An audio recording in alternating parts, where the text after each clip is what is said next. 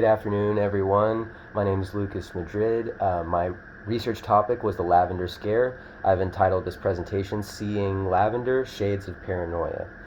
My central question is how and why did the Lavender Scare influence attitudes around homosexuality, communism, and the American identity in North American politics?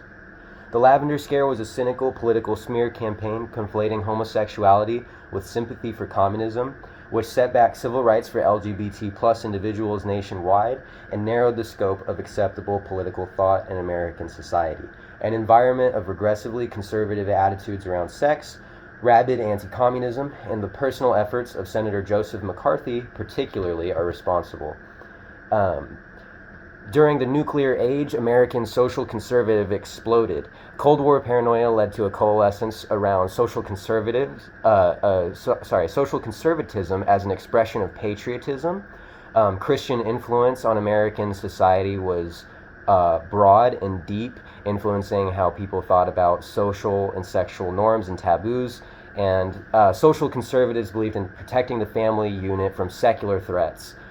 Communism being a huge one of them. There was a great amount of homegrown anti-communism during the Second Red Scare. U.S. governmental, military, and corporate entities were concerned about the spread of communist sympathies in America. Mass media and Hollywood disseminated a plethora of anti-communist materials to influence the American public. And after this, anti-Soviet sentiment was integrated fully into the American identity. Joseph McCarthy was a Wisconsinite who established himself as a firebrand senator and foremost anti-communist crusader. He posited that there were hundreds of undercover communists in the U.S. government and army, many supposedly weak-minded homosexuals, he said, that were subject to sexual blackmails, particularly from the Soviets. McCarthy smeared anyone he wanted to as a communist, homosexual, or both. One example of these investigations into supposed communists in the government was the Hoey subcommittee on the employment of homosexuals and other sex perverts in government.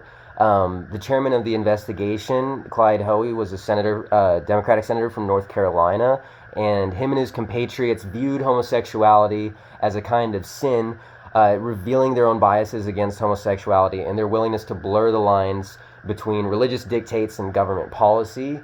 Hoey and his compatriots also see homosexuals as being law violators, practitioners of immorality, and they believe that the social stigma attached caused homosexuals to be considered outcasts by society generally.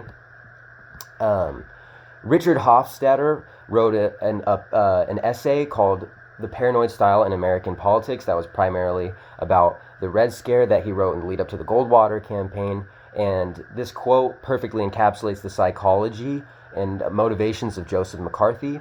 As a member of the avant-garde who is capable of perceiving the conspiracy before it is fully obvious to an as-yet unaroused public, the paranoid is a militant leader. He does not see social conflict as something to be mediated and compromised in the manner of a working politician. Since what is at stake is always a conflict between absolute good and absolute evil, what is necessary is not compromise, but the will to fight things out to a finish. And that's exactly what Senator Joseph McCarthy from Wisconsin tried to do. This culminated in the Army McCarthy hearings, where Joe McCarthy accused several members of the U.S. Army of being communists and homosexuals, and he accused them baselessly and insulted them. This caused Joe Welch, the Boston lawyer defending the Army's case against McCarthy, to say, "Until this moment, Senator, I think I never really gauged your cruelty or your recklessness. Let us not assassinate this lad further, Senator. You've done enough. Have you no decency?"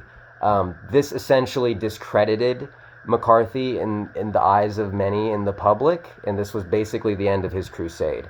The LGBT author David K. Johnson details how the oppression of LGBT Americans ended up leading to the radicalization of many individuals and the organization of many civil rights groups for queer liberation.